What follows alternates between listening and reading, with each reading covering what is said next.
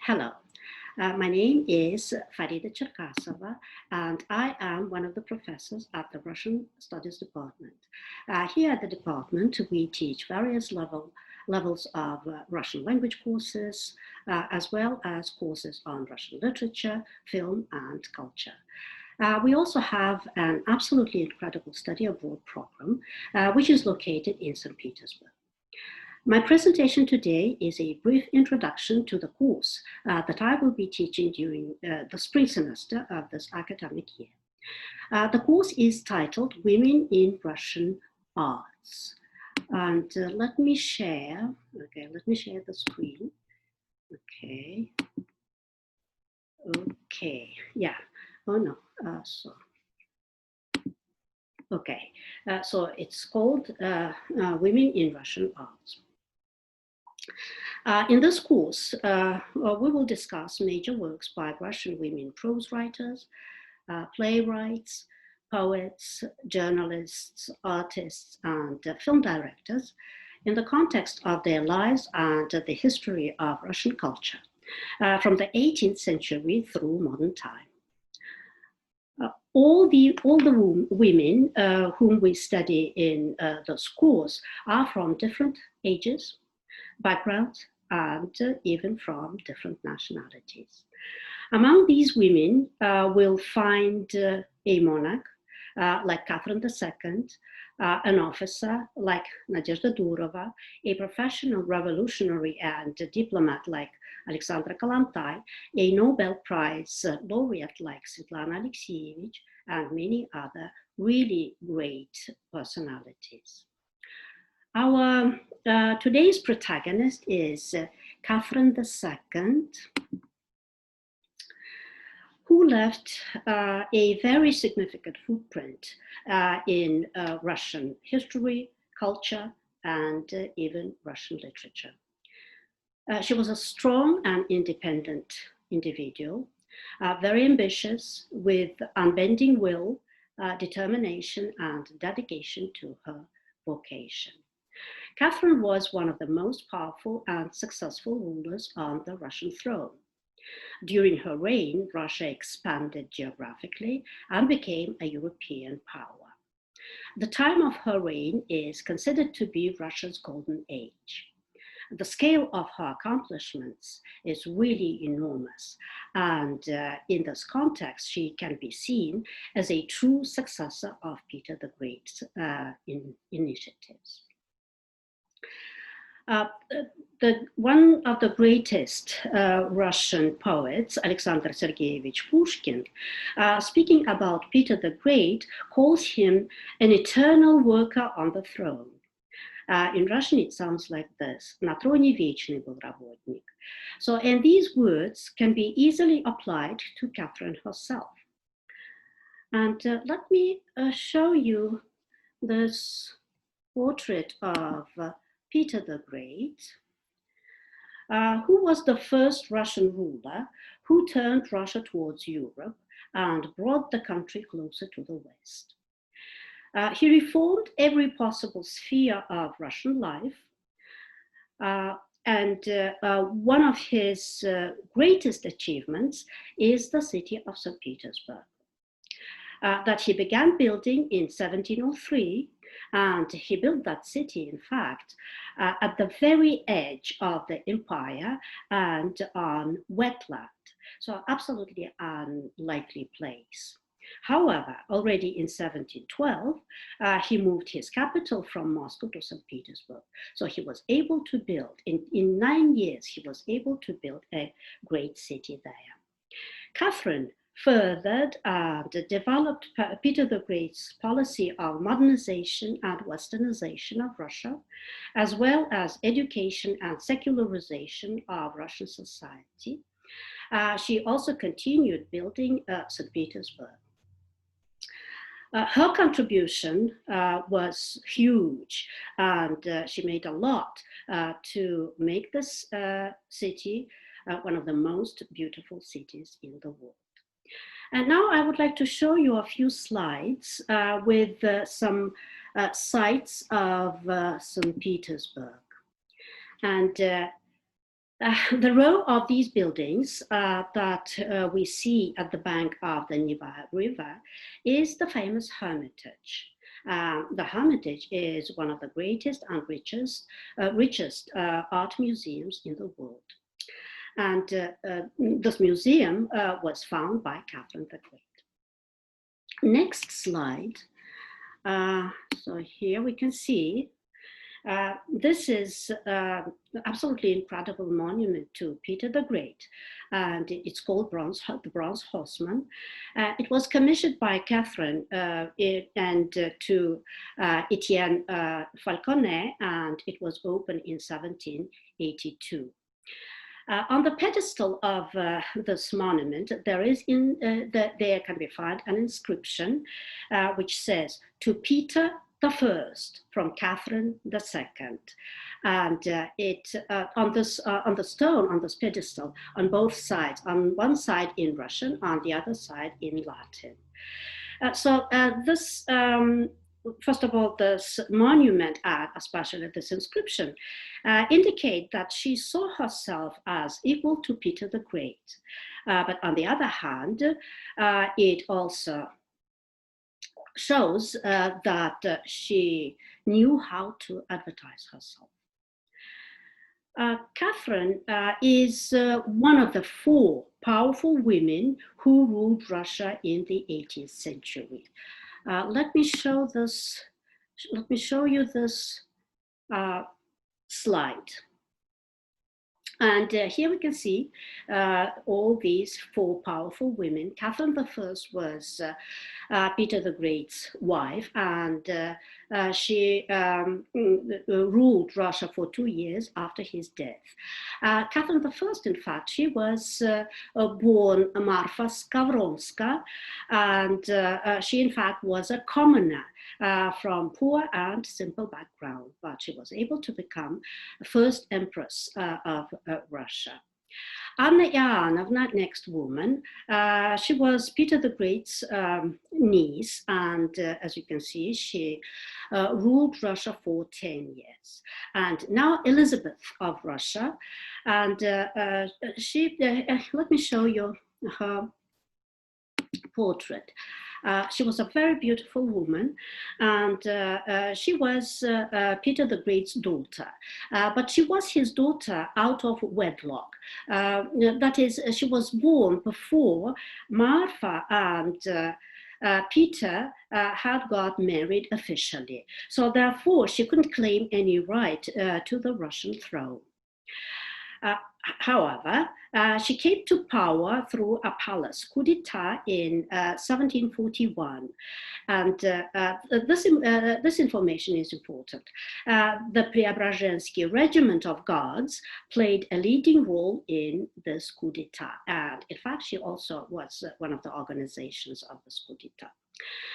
It is interesting that Catherine would come to power exactly the same way. So, and Catherine wasn't Russian. She was a princess of a small German principality of Anhalt-Zerbst. She was born Sophia Augusta Frederica in 1729. In 1744, she came to Russia at the invitation of Empress Elizabeth as a possible bride for Peter of Holstein-Gottorp. Let me show this Peter, whose full name is Karl Peter Ulrich, Duke of Holstein-Gottorp. Peter was a grandson of Peter the Great and a nephew of Empress Elizabeth. Elizabeth herself was childless, and she decided to designate him as her heir. Catherine came to Russia in 1744 to become his bride and wife later. And in order to marry Peter, she became an Orthodox and took the name of Catherine. So after coming to Russia, she is not anymore Sophia Augusta Frederica. And here we can see another slide. In 1745, Peter and Catherine got married, and from this time she is Grand Duchess Ekaterina Fyodorovna. The years 1744, 1762, as Catherine herself writes, were very difficult 18 years in her life. And you can imagine, she came to Russia, a young girl, and Russia is a foreign country. She doesn't speak Russian. She was lonely. She came to Russia together with her mother, but her mother was sent away very soon. It also turned out that the marriage wasn't happy. You also can imagine that any court life is not easy. There are always some kind of intrigues, power struggle, a very dangerous life, in fact. But Catherine was very clever, very intelligent, and she learned a lot. She learned a lot in the Russian court, and she became a very skillful courtier. She became a diplomat of a highest caliber.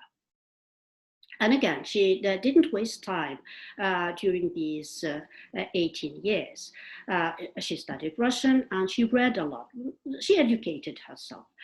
And she read various ancient and modern historians and philosophers. And especially she was interested in philosophers of age of enlightenment, such as Voltaire, Montesquieu, Melchior Grimm, Denis Diderot. And her interest in European enlightenment became an important aspect of her reign. In 1754, she gives birth to her first child.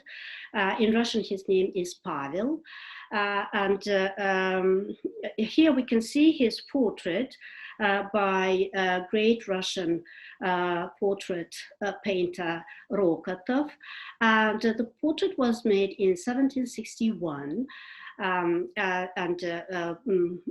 Pavel, or Paul, he was 7 years old at that time. So rumors insisted that the father of this boy was a courtier, Sergei Saltykov, who was Catherine's first lover. Later, she had many other lovers, and one of the most important ones is Count Grigory Orlov. And you can see he is a very handsome, good-looking guard officer. In fact, Catherine loved guard officers. So he was her lover from 1761 to 1772 for quite a long time. Other lovers didn't stay that long with Catherine. Count Orlov and his brothers were instrumental in putting Catherine on the Russian throne. In 1761, Empress Elizabeth died, and Peter, Catherine's husband, became Emperor Peter III. In April of 1762, Catherine gives birth to her second son, who would be called Alexei Bobrinsky, and he is a illegitimate son by Count Orlov. In June 1762,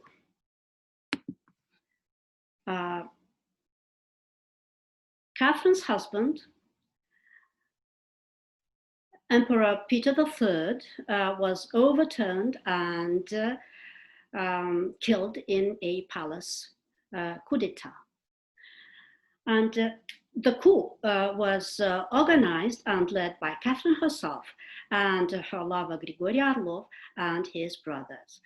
And here on this slide, we can see Catherine's coup d'etat, which took place June 28, 1762. And it is interesting that only 3 months before that, he had given birth to her son. So you can imagine what kind of strong personality she was, not only physically, in fact. Next slide portrays Catherine as a leader of the coup d'etat, clad in the Preobrazhensky regiment's uniform. And again, Preobrazhensky regiment appears in Russian history to lead this, to do this coup d'etat. So in such manner, Catherine ascended the Russian throne and became Catherine II. In fact, she didn't have any legal claim to the throne. After all, she had her son, Paul, who was 8 by that time, and who was supposed to be proclaimed Russian emperor. However, Catherine didn't want to share her power with anyone. She ruled the country for more than three decades and ruled it very successfully. As I mentioned before, she was interested in the French Enlightenment. After coming to power, she made an effort to introduce her new laws based on the ideas of French Enlightenment. In 1767, she tried to organize so-called legislative commission to work on new laws. However, the Russian society wasn't ready for those kind of initiatives, and she wasn't successful in her effort. However, in 1783, Levitsky, great portraitist, Levitsky made this portrait of Catherine II as the legislatress in the temple of the goddess of justice. So we can see that Catherine knew how to advertise herself. Catherine was a born politician, a very shrewd and refined psychologist. She cleverly used men to create her power. She knew how to charm people. She knew how to bribe them. And there is a great example of that with Denis Diderot's library. Denis Diderot was a philosopher of French Enlightenment and a great encyclopedist, one of the great encyclopedists. So what Catherine did, she bought his library and right away appointed him as a supervisor of that library with good salary. It was very clever of her to do this, because Diderot, a man of letters, knew how to praise her, knew how to create her reputation of an enlightened monarch, and how heightened her prestige. And Diderot, speaking about Catherine, says that she possessed the charm of Cleopatra and the soul of Caesar, and I think that he is right in that. Diderot also was an art critic, and he helped a lot Catherine when she wanted to acquire European artworks for her art collection. And he even visited Russia at some point. Diderot. Catherine was an outstanding administrator and had a great talent for surrounding herself with clever and gifted men. Among the great statesmen and soldiers in Catherine's circle, the most remarkable was Prince Grigory Potemkin-Tavritsky. Let me show him. Okay, here he is. He was her closest advisor, her foreign minister, her commander-in-chief, her lover, and probably her husband, whom she secretly married, sometimes 1774, 1776, it's not clear when exactly. They ruled Russia together almost for 20 years. Catherine called him bold mind, bold spirit, bold heart. He was a huge personality and was involved in most important aspects of the state affairs. Someone even called him one of the architects or one of the engineers of the Russian state. After his death in 1791, Catherine says, "Now all the burden of ruling the country is on me alone." And in Russian it sounds like this. "Теперь вся тяжесть правления лежит на мне одной," she says. In my course, Women in Russian Arts, we will read and discuss Catherine II's correspondence with Grigory Potemkin. Their remarkable correspondence lasted for 22 years, from 1769 to 1791. And contains more than 1,000 letters. Of course, we're not going to read all 1,000 of them, just a few. Most of these letters belong to Catherine II. Unfortunately, many of Potemkin's letters didn't survive. Catherine burned them. This correspondence has a huge historical, political, and cultural significance.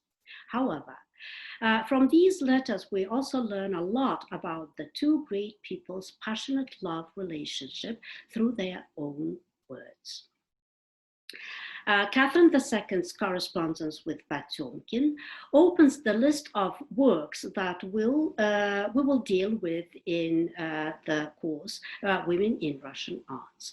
If you would like to know more about these letters or about other women in this course, you are welcome to Women in Russian Arts. And now I would like to thank you for your interest in this presentation, and I wish you a great success at Vasa. Bye-bye.